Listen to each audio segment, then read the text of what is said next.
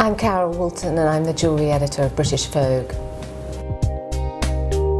I began the book at the end of the 19th century, the sort of Belle Epoque, the beautiful era, because I think before that women had a choice of faux jewellery, fake, or fine jewellery. That was it. You know, fine jewellery was for those who could afford it, and then otherwise there was only costume jewellery.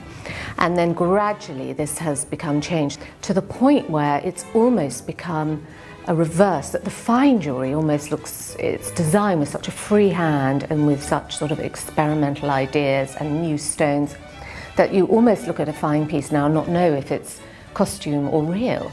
It's been a funny transition, actually.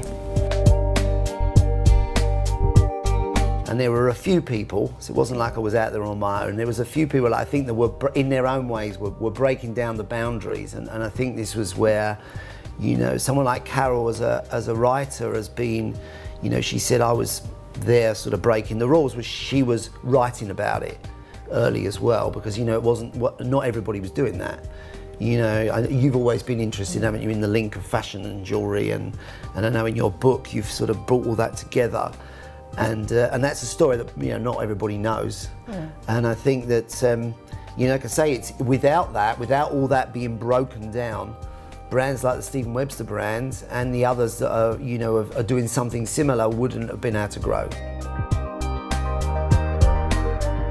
I mean, Coco Chanel said, you know, fashion is in the air, it's in the street, it's all around us. And the same way jewellery is as well. And I think the way we live and current interests, trends, happenings, fashion, art, architecture are all embedded in jewellery design, and I think that a well-designed piece of jewellery encompasses all of that, the sort of decorative arts of the time. It all comes down into it. I think every man should have a little black diamond earring, but I've yet to sell that to my husband. Yeah. Just one little one. I think it's great. That sort of pirate look. Girls love a pirate. What do you think girls should have?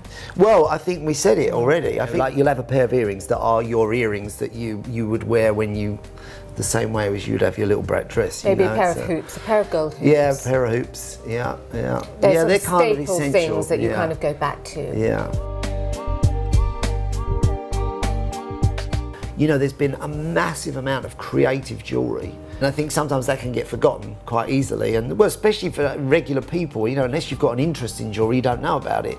You know, I mean, there's some of those things in your book, and it's like, even the catalogue you just showed, that you just showed me a piece in, that amazing ring that's like the Chrysler Building. You look at that thing and you just go, that's amazing. You know, I love jewellery like that, and I think most people will find things in there that is a surprise. You know, and that's the kind of key to a good book, isn't it? You want some surprises.